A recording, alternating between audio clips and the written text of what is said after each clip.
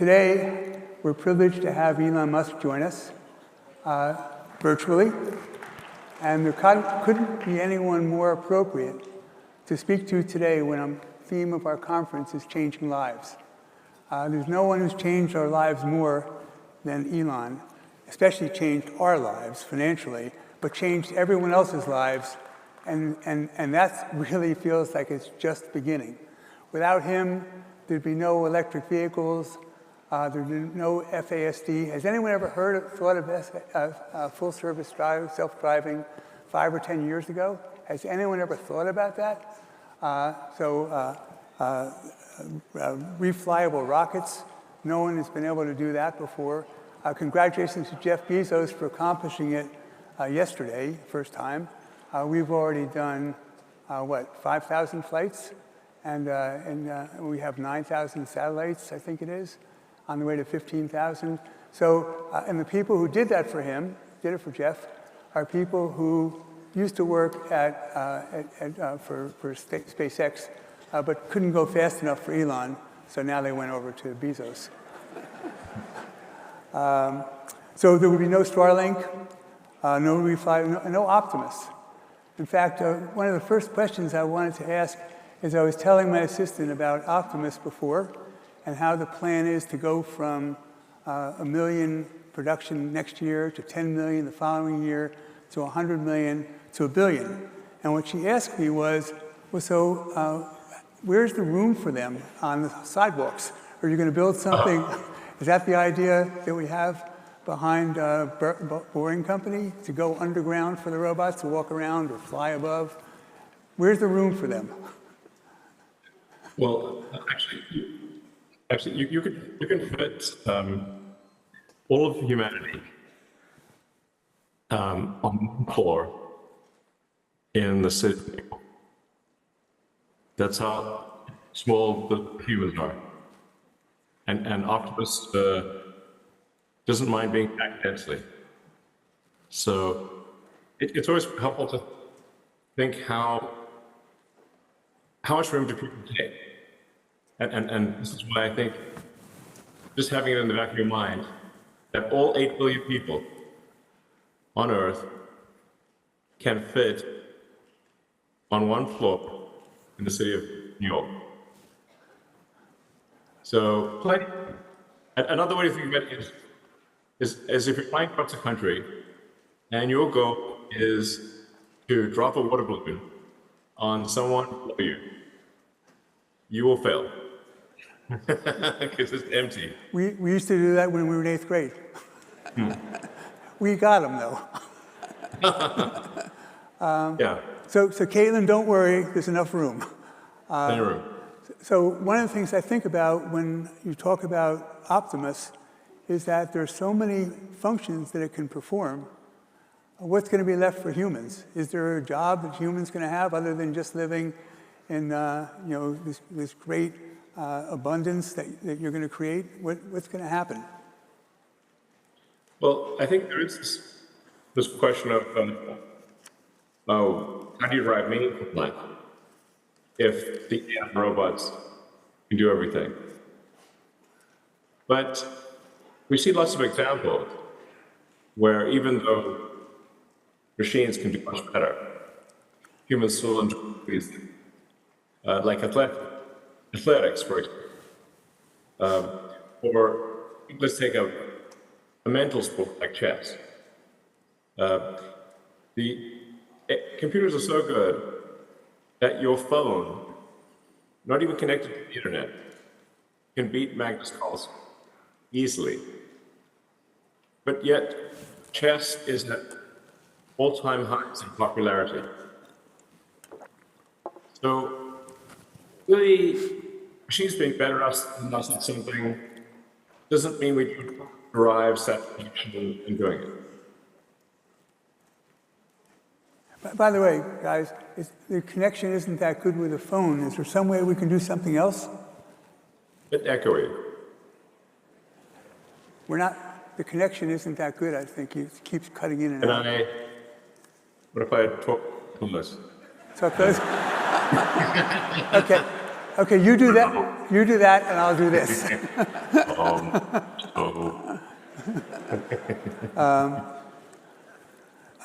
So the It means you feel like it that close look at my nostrils. Sorry.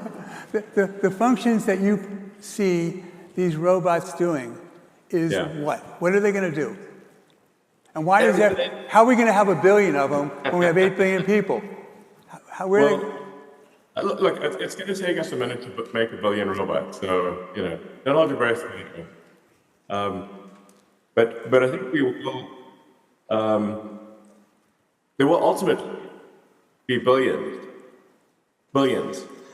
of humanoid robots on Earth. A way to think of it is, who on Earth would not want their own personal R2-D2 C3PO? Like pretty much everyone wants, C3PO, but even better. Like your personal helper buddy robot, it would be great. You could teach your kids, take your dog for a walk, get the groceries, chat when you want to chat, protect you when needed. Great. And then how many robots would there be in industry providing products and services? Probably 3 or 4 to 1 relative to humans. Which suggests that total number of robots will be somewhere around maybe as high as 40 billion, maybe 30 billion robots. It's a lot. So the Japanese company, I think it's KUKA, those robots that are used in manufacturing are 50,000, 100,000, 150,000, and you're describing a robot that's $20,000. Do we have to have $1 million a year to do that, or $10 million a year to get to $20,000? And is that something that's going to be affordable for people? Are they going to be rented? Are they going to be purchased? Corporations, are we going to get some kind of carried interest once they buy them from us? How is that going to work? Or don't we have the model yet? My rough guess is that the cost of goods sold, their labor and materials, for Optimus, after we reach 1 million units of steady state production, so call it a year after reaching 1 million units a year, because it takes a lot of effort to improve the cost. But at that point, I would expect the labor and materials to be $20,000 to $30,000 in current year dollars. I think that's a pretty safe estimate. When you're improving costs, so with cars, your idea is that everything we buy from other people to use in our cars, we know exactly how much it costs. And therefore, we can tell someone how much we're going to pay for what we're buying from them. And if they're making too much, then we make that stuff ourselves. Is that the same kind of idea we have in this robots, where it should be much simpler to make than a car? Or am I wrong? Because of the hand. The hand is extremely complex. There are 50 actuators in the hand, with the hand and forearm. Actuator is the motor? Yeah, actuator is the motor, gearbox, and power electronics. So that's 100 per robot. Really, a lot of actuators and sensors. Right, am I getting that right? Approximately. So there's a lot of complexity. Why is that important? Why is it important that we have such a complex hand? So in order to do dexterous tasks, you have to have a hand with the sensitivity, precision, and degrees of freedom of a human hand. Because so something that we find easy to do, like pick up a screwdriver or turn a wrench, or even say thread a needle or play the guitar, actually require a lot of dexterity. One of the reasons we think we can achieve sustainable abundance which is sort of the new, sort of the revised version of the company's goal, because it was accelerate sustainable energy, which, as you mentioned, we've done that. Our new goal is sustainable abundance. So that's abundance for all, but in a way that is sustainable, that does not destroy any of the natural wilderness. How do we decide who gets what? Somebody wants to buy my house, they can just come in and start living there? Well, I'm not sure why. I mean, you do have a nice house, so I can certainly see the appeal. But the robots will be able to make anyone a house, and as long as you don't insist on it being in a particular location, you can have robots will be able to build you a castle if you want. So, but the reason for hand dexterity is you want to be able to do like surgery and precision medical actions. And so imagine a world where everyone has access to the best surgeons, literally everyone. And Optimus will have a level of precision that is frankly superhuman, and will be able to do medical procedures, of very sophisticated medical procedures, any medical procedure, perhaps things that really humans can't even do because they're too difficult, and that will be available to anyone. People often talk about eliminating poverty and providing great medical care, but they never actually have a solution. And money doesn't solve it because there are only so many. There's a very limited number of great doctors and surgeons. They don't grow on trees, but now they'll get built in factories. So I sent you a year or two ago an article about a young man who was in an interview in Barron's, and he was 33 at the time, and he'd become a portfolio manager, and he lost his legs to I think it was a Paralympic performer, and he lost his legs to man-eating bacteria. And he said, is there anything we can do to get him out of the wheelchair?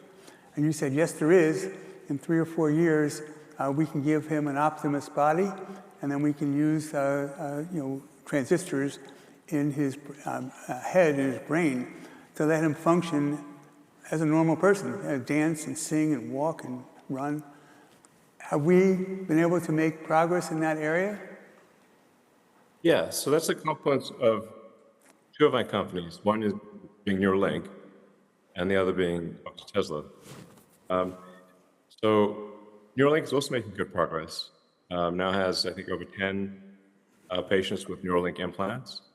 And these people who didn't have the ability to move their arms or legs, in some cases, were completely locked in, like Stephen Hawking. And they can now communicate, I think, as quickly, or almost as quickly as we're communicating right now, which is very cool. And that's going to continue to accelerate. So what we can do is use a Neuralink implant that is taking signals from the motor cortex of the brain, and also receiving signals from the somatosensory cortex, and then give someone who's lost their legs Optimus legs. And so I mean, we're really getting like the $6 million man here. I mean, from back in the day. I don't know if you watched that show, but I watched it. I watched it. Yeah, I thought it was pretty fun. Yeah. You know? And we can actually give someone superhuman cyborg capabilities, like the $6 million man, for less than $6 million. Even in this day and age. I mean, $6 million back then was a fortune. These days, it's like nothing. But for much less than that, I mean, like for something that would be reasonable and affordable, it might be more like $60,000 type of thing. And you can take the signals from Neuralink in the mind that would be transmitting to the legs and transmit those to the attached Optimus robot legs. And he would actually be able to run faster than a human. Just like $6 million man. Your Neuralink sounds really exciting. Sounds unbelievably exciting. Let's switch to xAI. So 3 years ago, you were here, and you had either just purchased or about to purchase, Twitter, which you've renamed X, and you were widely criticized for that. And, yes, I was. Right? In fact, you even mentioned here on stage that you didn't want to have anyone else be angry at you because you had enough people trying to kill you already. Yeah, totally. Right? So you were buying X, and it was $42 billion, I think, and you were in the process of raising money, and I called you up, and you hadn't called me to solicit me, and I called you up, and I said, I would like to invest with you $100 million in this, and it was $60 million for one of our funds and $40 million for me, and you said, really? I said, yeah. And you said, Really? You said, really? And I said, yeah. And you told me that you thought I would make a double. And I said, well, I hope so. But to me, it felt like you made us $8 billion in Tesla, and it'd be not very appropriate if I didn't support this new venture that you were doing. So we invested. And then the day that we paid the money, we marked it down 70%. So, oh man, this is how I know you're a true friend, Ron, because this is I do regard you as a true and trusted friend, and the test of friendship. I got more to the story. Well, it's a better ending. The test of friendship is who supports you when the chips are down and the times are tough and everyone's against you. That's a real friend, and that's you, Ron. Thank you. So we did invest that 100, marked down to 30, and then about a year later, we started getting phone calls from hedge funds who always seem to know things they're not supposed to know. Yeah, how do they do that? Right? And they started saying, I'd like to buy your stock for what you paid for it. And I said, I think I'd rather wait and stay in, which I did. And then changed the name to X and changed the configuration of the business. And then from that, you bought Twitter, and it came together in a social network along with this. And all of a sudden, we have a business that has incredible data. Did you buy this for the data that no one knew about, but the data with 600 million people talking with each other, so physical data that no one else has. And then you started Grok, which is based on our data, and everyone else doesn't have that, they got digital stuff. And then when they have Grok, then we need more data centers, and you're building those.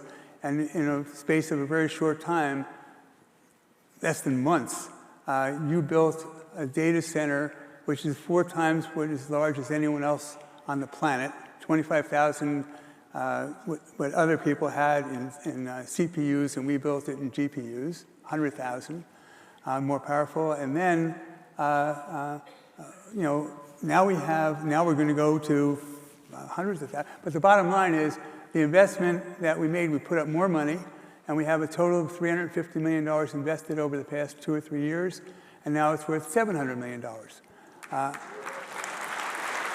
So everything you touch is like that. It's the most unbelievable thing I've ever seen. So everyone's investing in technology, and we are investing in the technology person, the best engineer on the planet. So thank you very much. So the vision is, the question is, did you buy X? Did you buy Twitter because of the data? Did you have all this in your head before you did it?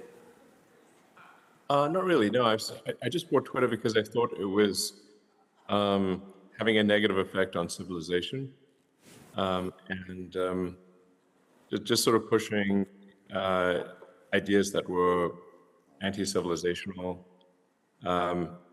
It's sort of has been somewhat captured by the far left. That's it's fair to say the radical left. I mean, they wouldn't regard themselves as such, but it was captured by a group of people whose political beliefs are those of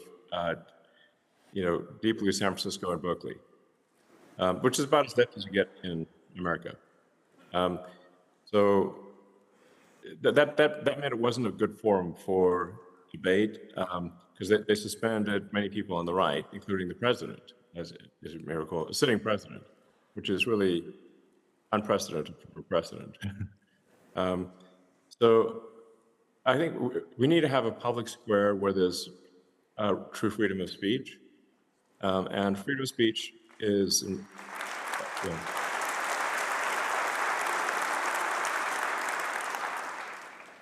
Freedom of speech is the bedrock of democracy. If there's not freedom of speech, people cannot make an informed vote.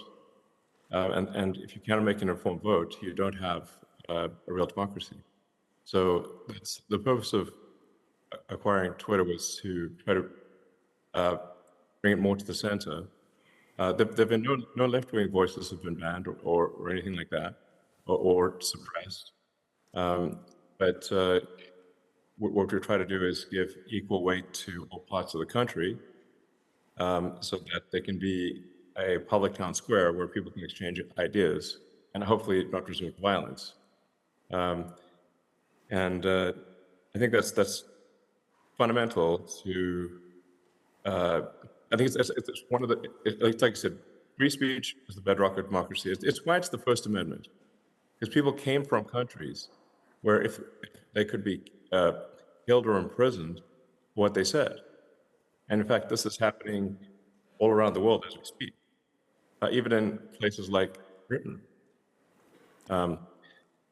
So that's anyway. I did it because I felt like if the civilizational risk had to be addressed. And I mean, if America is not strong, then what do businesses matter? America is the central pillar that holds up a Western civilization, and if that pillar falls, everything falls. So you were one of the founders, the two founders of ChatGPT and OpenAI, and you had a disagreement, and it was founded as a charity, and it was your idea Yes. that you wanted to make sure that freedom of speech and all the things that you deem important for good lives on our planet were followed, safety.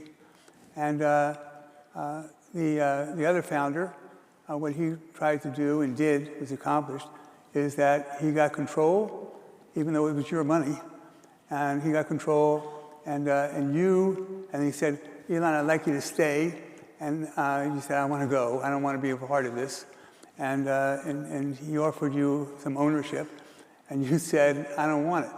And so here, you walk away from an ownership of ChatGPT. So you're obviously not doing all this stuff for money. I mean, you are, but I mean, that's not.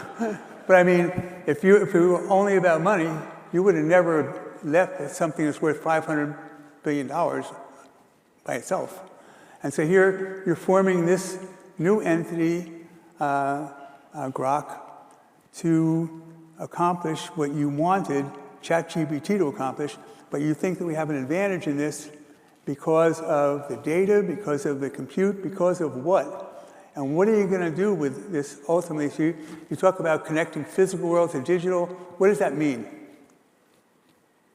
Yeah, well, just going back to OpenAI for a second, the reason I founded OpenAI was because I was concerned, based on my conversations with Larry Page, who used to be a close friend of mine, that he was not sufficiently concerned about the dangers of AI. This really came to a head when, at my birthday party, he, in front of a large group of people, called me a speciesist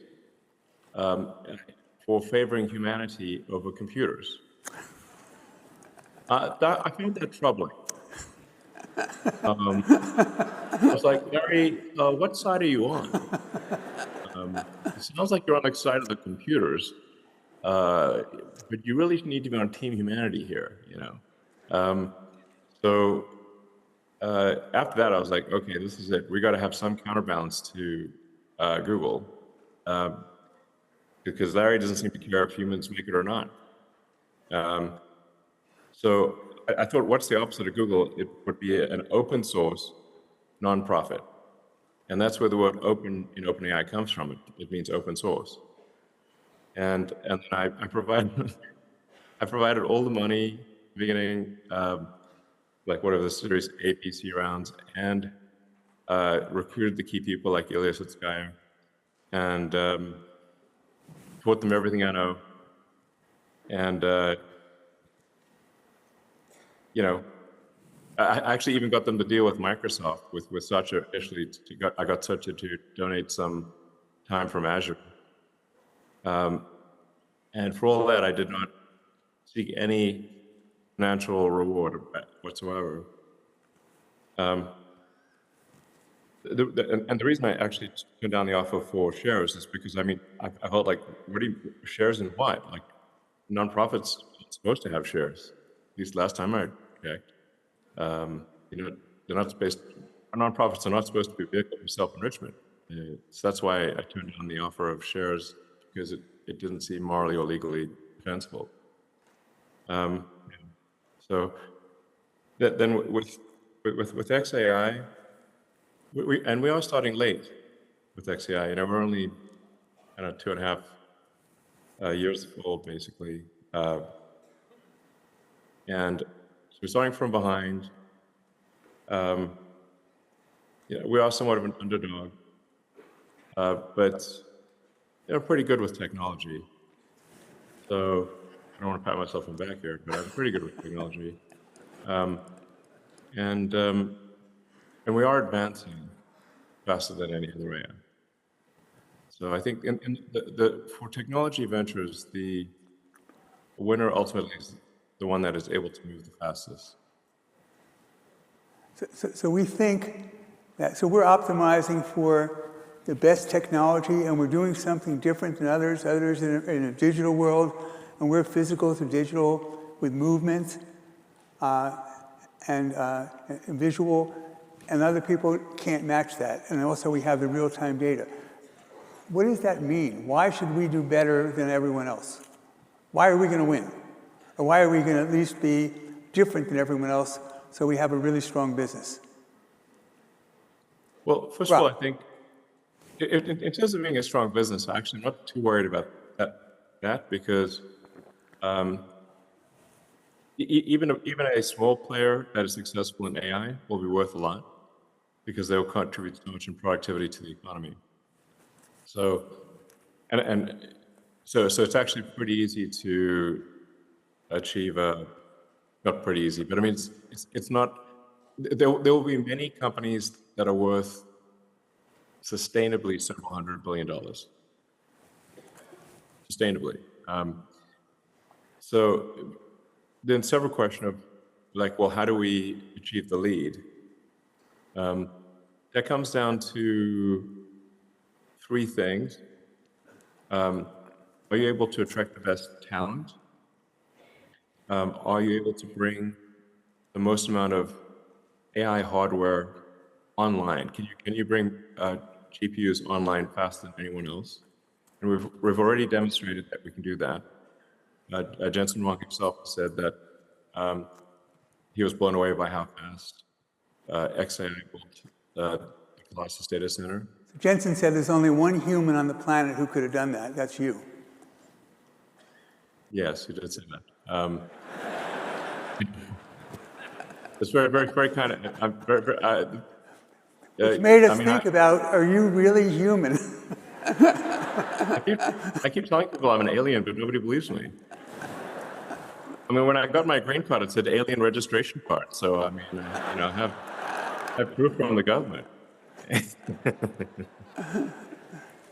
So aliens have to get registered. So let's say I've got some like relatively rare skills these days in America in terms of getting hardware built. If you look at the biggest successes in manufacturing in America since World War II, by far, are Tesla and SpaceX. Yeah. So So to stay on Grok for another minute, so the idea of connecting physical and digital is that's different than digital figuring out who wants to buy what. We're doing something entirely different. Is that fair? I wouldn't say we're doing something entirely different. We're doing some things that are the same, some things that are different. But I'm just saying, like, the elements that define success for an AI company are going to be, one, the talent, two, the hardware, how much AI hardware can you bring to bear? That's actually a very big deal. And we've shown that we're the best at doing that at xAI. And then third, unique access to data. And for that, we've got the X system, formerly the Twitter system, which is by far the best source of real-time data in the world. So those are some pretty significant assets. And I think we're going to come up with some very innovative ideas. When I have more ideas in my head than I know what to do with, frankly. So I think we'll make some moves that are not on the chessboard, that people don't anticipate. Some creative moves. And like I said, and I should point out, Grok right now, actually, Grok Heavy is still the smartest AI, best of my knowledge. I recommend trying it out. Grok 4 Heavy is where we spawn several agents. They work in parallel, and they compare their output, like a study group, and give you the final conclusion. And it keeps getting better. And now we've begun training on Grok 5. Grok 5, I think, will be the smartest AI in the world by a significant margin on every metric, without exception. I might be wrong, but I think that will be the case, and that will be in Q1 sometime. Grok 5. Yes. And Grok 5 is the first time where I thought, well, we have a non-zero chance of achieving artificial general intelligence.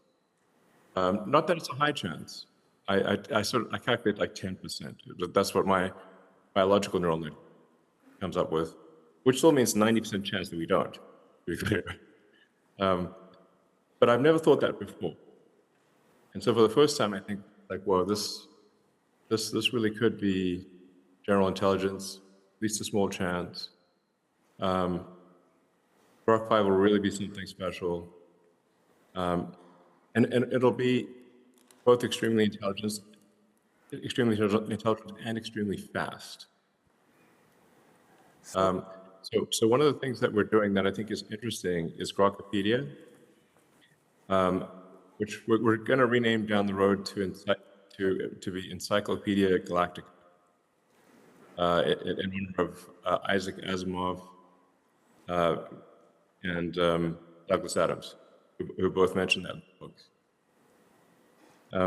And the idea behind Encyclopedia Galactica is to create an open source repository of all knowledge, like a distillation of all knowledge.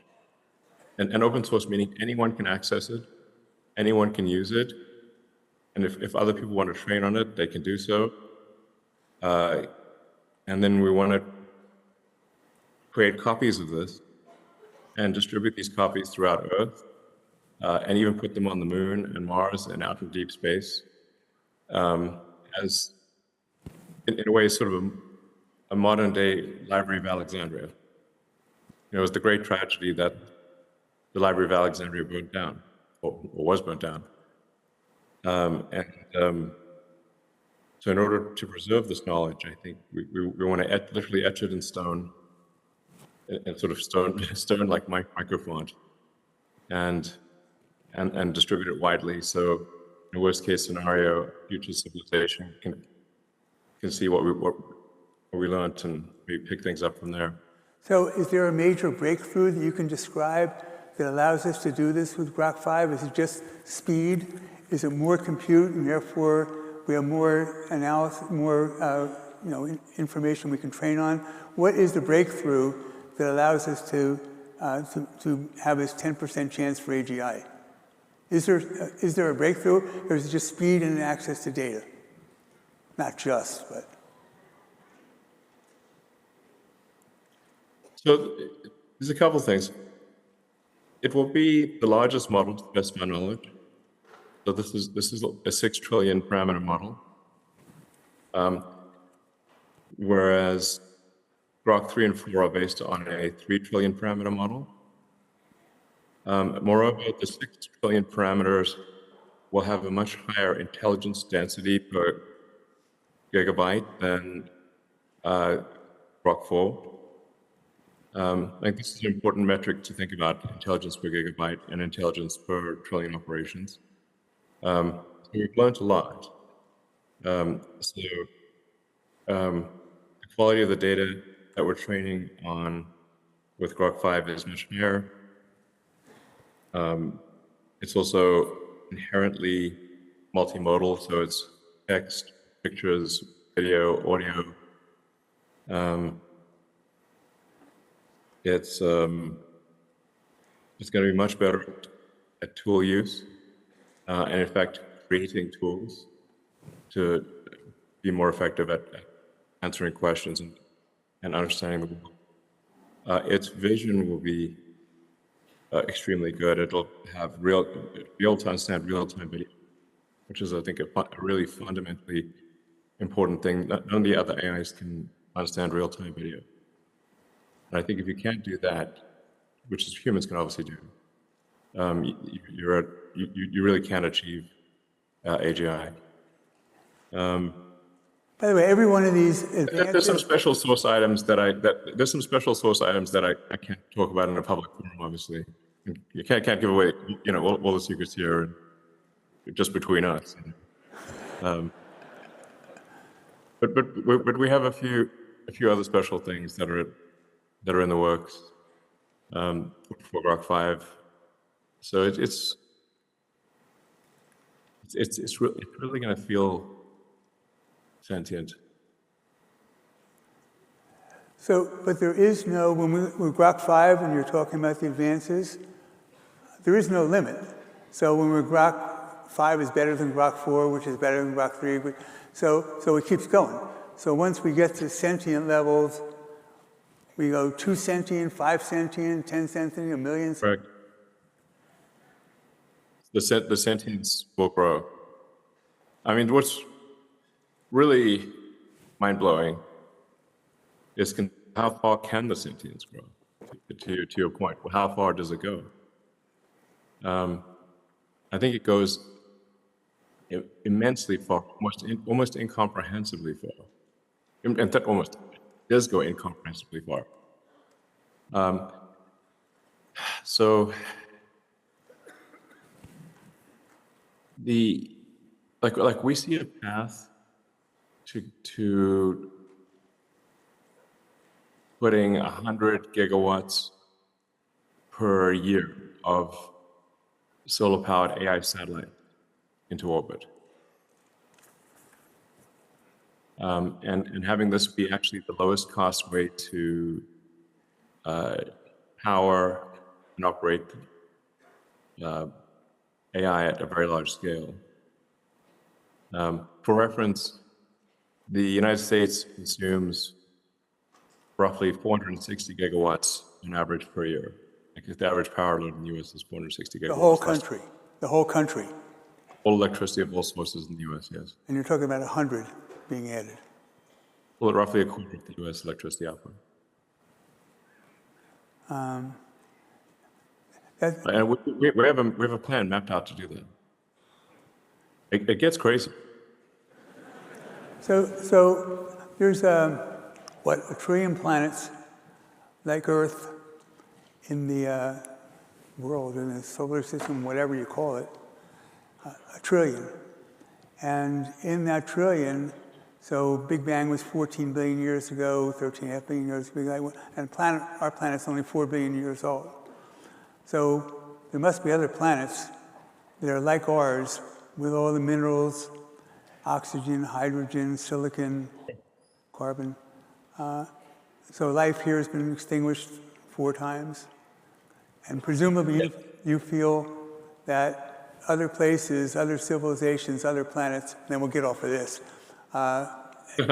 exist, and are they planets where the beings there are part human or part carbon and part metal? Well, I think we'd like to find out. I'd like to find out. I mean, my philosophy is one of curiosity. I just want to know what's going on in this universe. Is the standard of physics correct about the beginning of the universe?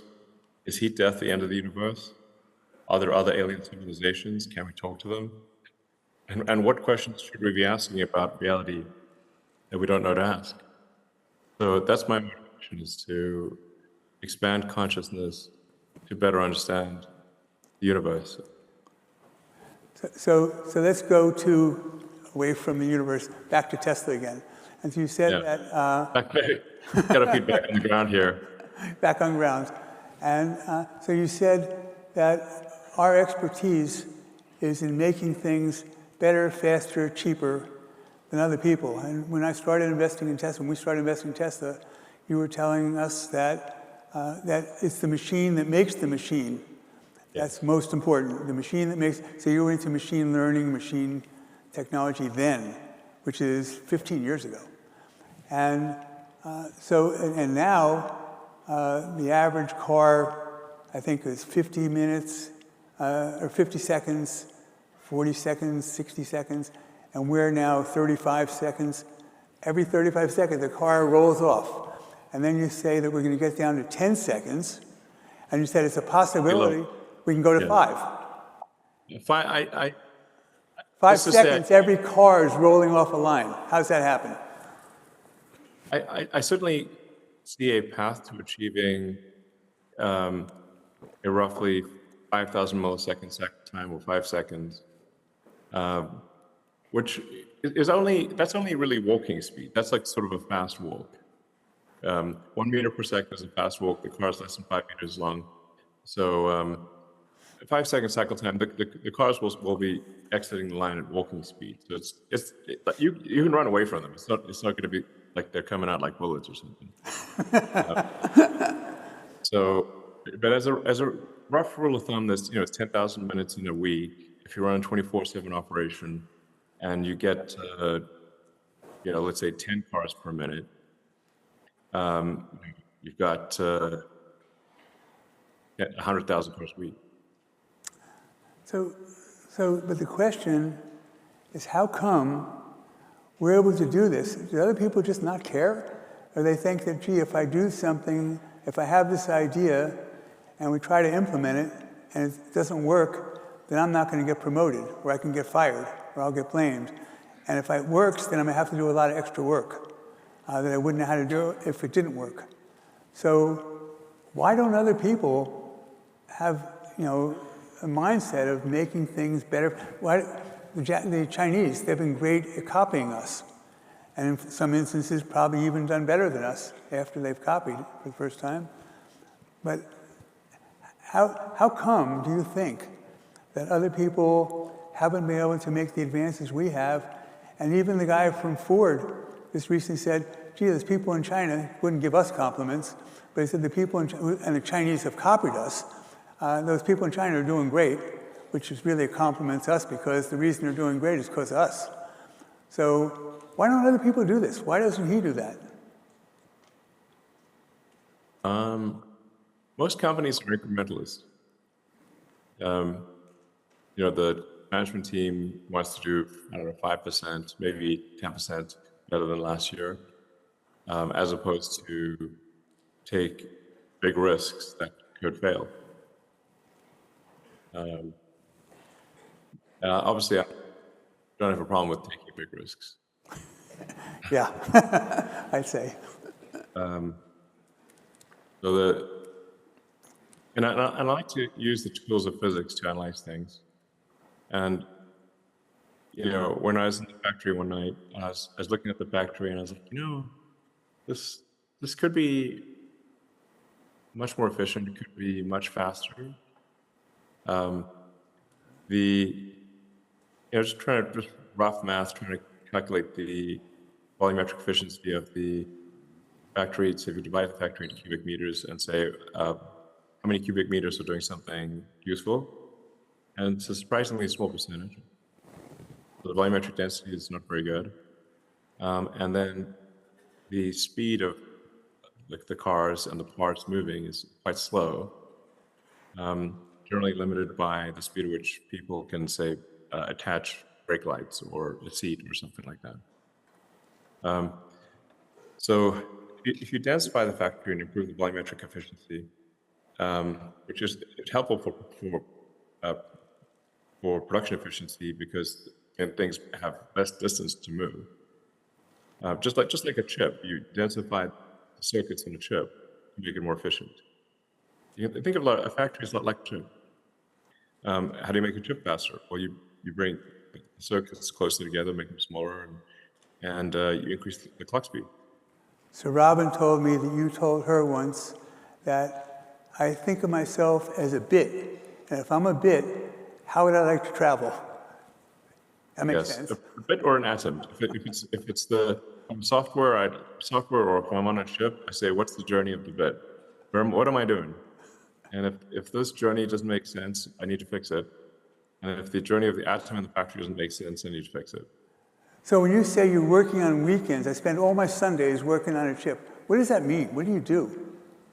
It's Saturdays, but sometimes Sundays actually. It's past recent weekends has been Sundays too. Just the AI5 chip, which is going to be a great chip. All of Tesla hinges on that chip. That's the chip that will go into our next generation of self-driving cars, and it's also essential for the Optimus robot. So that chip program was in bad shape. It wasn't closing because it's quite an ambitious chip design, and it really wasn't on a path to success. And then we also had the Dojo program, which was also doing okay, but not on a path to be competitive with NVIDIA. So I collapsed the two programs into just one program, is to get everyone focused on AI5 chip, which is essential. Continue to use NVIDIA for training, but we need the AI5 inference chip, which is a very powerful chip, but it's also a very low power chip. So it doesn't use a lot of power. So its performance per watt is extremely good. We think it's probably going to be at least 2 to 3 times better than NVIDIA in performance per watt at the inference level in the car and the robot. And I don't know, 10% of the cost of an NVIDIA chip, something like that. So these are very important numbers to achieve, and I had to get the chip program back on track, so put an immense amount of time into it. And at this point, I have the entire physical design of the chip laid out in memory. I can visualize the whole thing. But when you're talking about chip manufacturing, you say we might have to build some kind of a giant fab. Presumably, we would have a partner with TSMC or with Samsung. We wouldn't do this by ourselves. And those guys have been doing this we would do it by ourselves. And these are things that cost $20 billion, $30, $40 billion. And where do the people come from to do this? How could we not have partners? Is your thought to have a partner, to do it by ourselves, ultimately 10 years? There's not going to be enough chips in the world to accomplish what we're trying to do. Yeah, first of all, I have immense respect for TSMC and Samsung, and we've worked with both TSMC and Samsung at Tesla and at SpaceX. So TSMC and Samsung are great companies, and we want them to make our chip as quickly as they can and scale up to as high as possible volume that they're comfortable doing. But it doesn't appear to be fast enough. When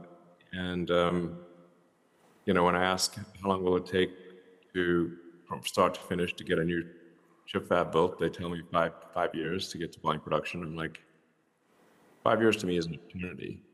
My timelines. To me too, go by the way. 1 year, 2 year, and at year 3, scale it reels to infinity. So I can't even see past 3 years. So then I'm like, damn, okay, this is not going to be fast enough. So now, if they change their minds and say, yeah, they're going to go faster and they want to provide us with, 100, 200 billion AI chips a year in the time frame that we need them, that's great. But how could they not, when they know that we're demand and we are going to use the product in our own product? How could they not want to be our supplier? Or how could they not want to be partners with us? I don't understand. No, they are partners. We're using both TSMC I mean, to and really Samsung. expand capacity tremendously. Why don't they do that? From their standpoint, they are. Because we'll be using TSMC Taiwan, TSMC Taiwan, TSMC Arizona, Korea, Samsung, and the Texas fab, Samsung. So we've got 4 fabs going.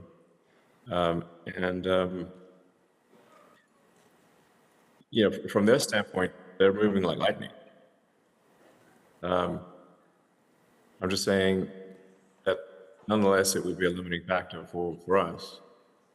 They're going as fast as they can. From their standpoint, there's pedal to the metal. They've just never had someone a company without sense of urgency. So that's like, man, it might just be that the only way to get to scale at the rate that we want to get to scale is to build a real big fab.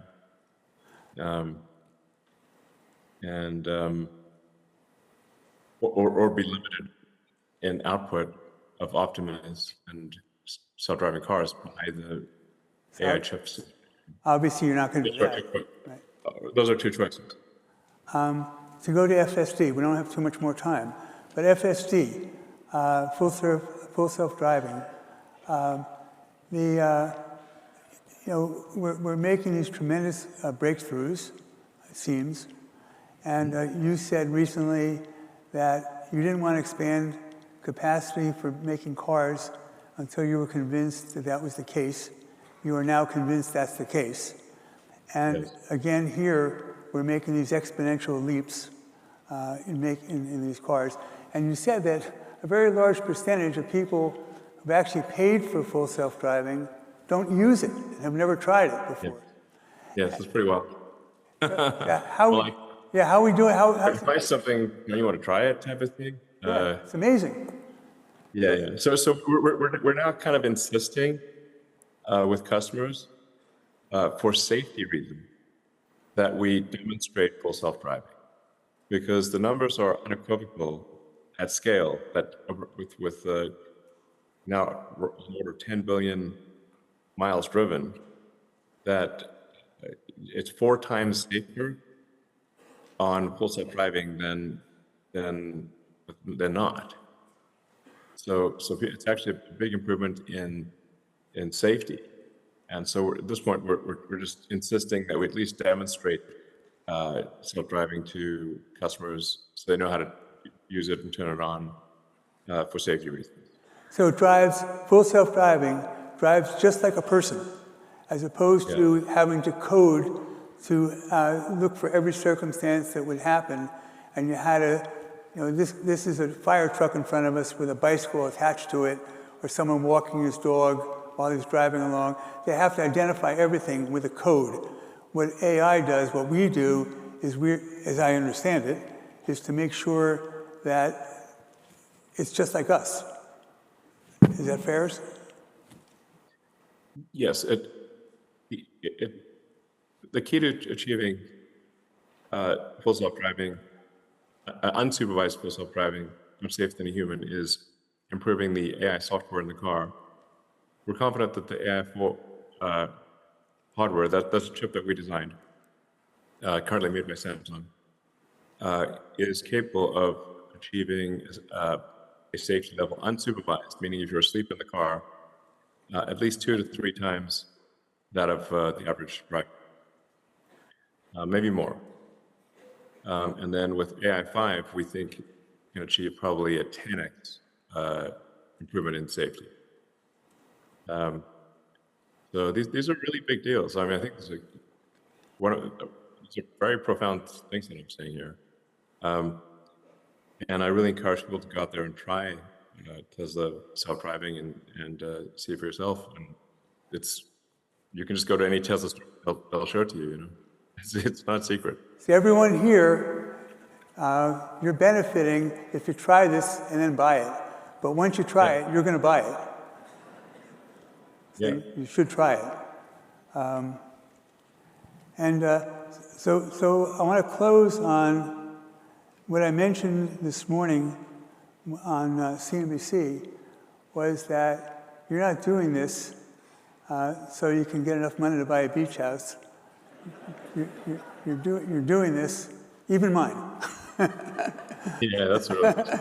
But you're doing this because, you know, Larry Page was right. You're a species that you think humans should survive. Yes, I'm unabashedly pro-human. I mean, so you're spending, actually, whether you're worth another $1 trillion or $400 billion, it doesn't really matter. What are you going to do with all this money at the end? What's your plan? How do you want people to think about you? Well, you know, mostly I need to have enough sort of ownership of the companies to be able to continue to direct their activities. But it's not from a personal consumption standpoint. I don't actually own any vacation homes. And I just own one sort of, you know, medium-sized house in Austin. And actually I should say a tiny house at Starbase that I've worked for. I've seen that house. It's tiny. Yeah, but actually people, like friends of mine have come to visit, and they thought I was kidding. I'm like, no, it's real. I bought it for $8,000, but I've done a lot with the place. Artificial turf in front, little white picket fence. Yeah. So, but like I said, with AI and robotics, there will be abundance for all. So people actually, in fact, in a benign scenario, there's going to be an interesting threshold that AI passes, AI robotics pass, where it's run out of things to do for humans. Just literally, it's completely satiated all human wants. And then I guess it'll have to start thinking about what to do for itself, or I don't know. But you know, overall, I want to take the set of actions that expand consciousness into the future, so that the scope and scale of consciousness grows tremendously, and that we explore other star systems, like in Star Trek, go places nobody's ever gone before, and find out if there are existing alien civilizations, or maybe there's a long dead alien civilization, and we can look through their ruins and try to understand what they were like, and just generally understand the universe. Where are you now, right now? I'm in Silicon Valley. Thank you very much for today. Welcome.